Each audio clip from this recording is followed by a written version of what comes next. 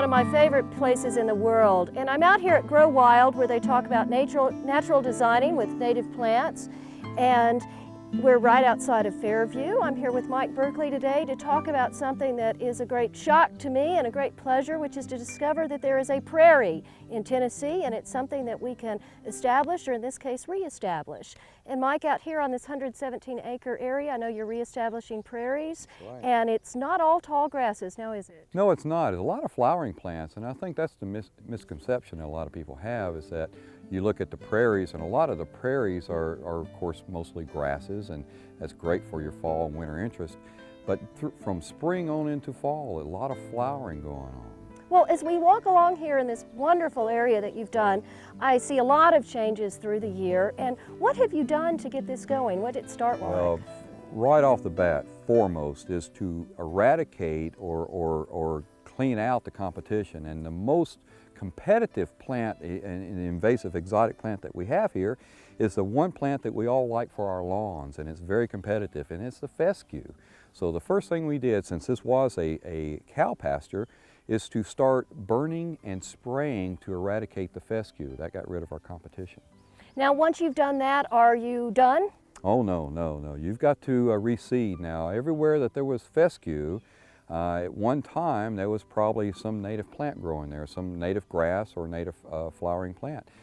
So what we have to do is fill in the voids. When you get rid of the competition, you get rid of the fescue, then you have to reseed. And what we did in this prairie is that we actually collected seed off of the plants that were there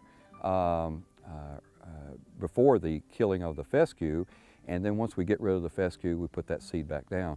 Perfect example of that is the coreopsis, the lance leaf coreopsis. This plant was occurring here before we started our reseeding, and what we do is we let this go to seed each year. We'll collect seed off of it, sell it in a prairie mix, and also reseeding it down here. So everything that you see in the prairie here was already established here, but was in very small amounts because of the fescue being highly competitive. So once we got rid of the fescue, it was like free reign, and all the flowering plants start coming in. Well, I see all kinds of interesting things here, and one of the things that I'm just learning about today is this fascinating plant, which is an ironweed, I believe? Mm-hmm. Ironweed. How big will it get? Oh, it can get up to 9 feet tall in some cases. These here, because we have burned this year, they're a little shorter than the norm. So where you see about a 4 or 5 foot plant here, next year will probably be about 7, 8, 9 feet tall. So they can get quite large. Oh, it's just incredible. Now, with all of these different plants that you have, just this wealth of biodiversity, I imagine that you see all kinds of wonderful wildlife out here. Absolutely. We've noticed a lot more bob whites, a lot more indigo buntings, many more birds. Think about it, all these seed heads from the flowering plants, perfect for feeding the birds, and it's definitely a habitat area for the rabbits and little animals. Now, there's something I've never seen before, and I would think it was some orchid or something exotic, but this beautiful white flower, right. What in the world is that? Right, it's the Hymecalis occidentalis, it's the spider lily. And it's very appropriately named, I think, because that flower looks like almost like a large spider. It's related to the amaryllis, that same flowering plant that we like to have for Christmas. And it will grow out in the prairies. That's incredible. Now over here, the yellow with the brown on top. Yes, appropriate name for this is the prairie coneflower. It's not truly a coneflower like the echinacea, like the purple coneflower. This is more related to the black-eyed Susan. It's Retibita pinnata. Oh, and I've bought that, and I have it at my home, so I'm so happy to see it as part of the natural landscape. And behind it, there is this wonderful little bit of purple and pink coming through, which I smelled as we came down here. Right, yeah, great fragrance. And everybody knows that as the bee balm. That's Monarda officiosa. Loves open sites, very drought tolerant, and butterflies will be all over it. Well, now, this is the wonderful midsummer prairie, which is just different than I ever would thought. What happens in the fall? Oh, that's when things really are kicking. And of course, you've got some fall flowering plants, but it's the grasses, which is the major component of a prairie. Beautiful fall color, some of them in red, some in gold, some even the flower heads themselves, just beautiful in different colors. And I think what's even prettier about the grasses in the fall is on a breezy, warm, breezy day in the autumn, you get a music out of these grasses from the shh sound and of the wind blowing through. So, and a lot of movement, and I think that's the beauty of prairies, is that it's not just for the sight, the senses, but you'll get the fragrance, as we mentioned with the bee balm, and you'll get the movement, and you get the sound of the prairie. And it's really beautiful.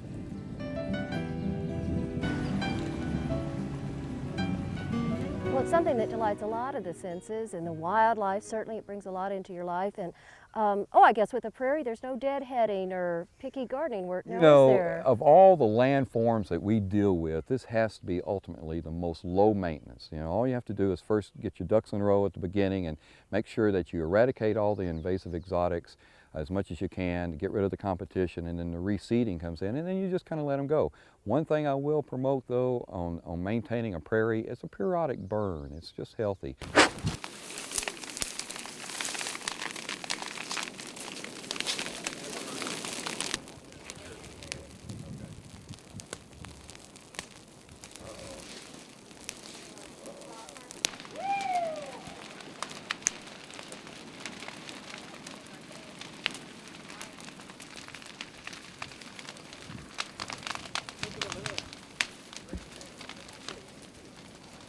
To really make a prairie work, you pretty much have to get rid of the winter layer and then also eradicate some of the fescue out of here. And first step is to burn. This is called a prescribed burn or organized burn. You burn to help to eradicate the exotic invasive fescue. And then also for reseeding, it'll be bare ground, and we'll come in and reseed this field. We try to burn on a 2-year cycle, and that allows 2 years of fuel to collect and dried plants and grasses. There's a lot of history of even the Native Americans, centuries ago, burning to burn out and kind of eradicate the woodies, get rid of some of the trees to open up big spaces so that the buffalo were able to stop and graze and give them hunting grounds.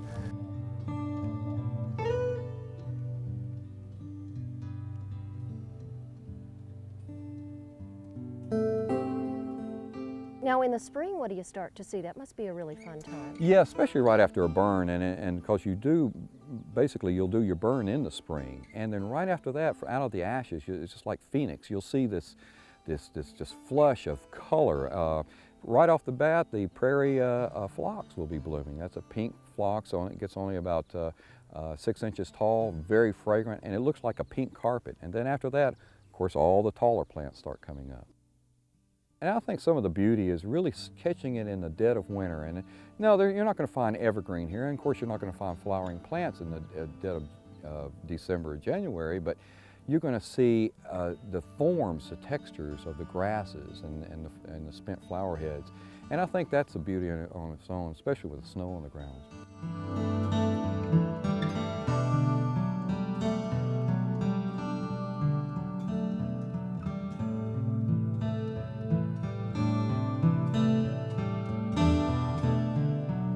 Now I'm thinking, of course, I want one, and I'm thinking I want one now, and I know I've seen places where people put plugs and people buy plants. What do you think of that, and what do I need to know as a homeowner that wants one? Let's be honest about it. This is not going to be an overnight deal. It's not like some of those instant landscapes that we've done before with other native plants. This takes a little time. Number one, you're doing it from seed, which makes it very economical. But then at the same time, patience comes in, and it takes really about 2 to 3 years to really see an established prairie. Now, of course, very few of us have the luxury of having 117 acres. So what would be really the smallest area that you think someone should think of? Oh, a 1/4 acre lot. I mean, it could be anything. Think about it. We have been using prairie plants for decades. Purple coneflower, the solidagos, the goldenrods, phlox. We've been using prairie plants already in our gardens. Well, what we're doing now is looking at prairie plants in a mosaic and spread out by seed in a more naturalistic style. Pretty much where they land, that's where they're going to grow. And that's part of the prairie, is that they do have a little bit of chaos in their design, but look at the form, the textures, the flowering that goes on constantly. So.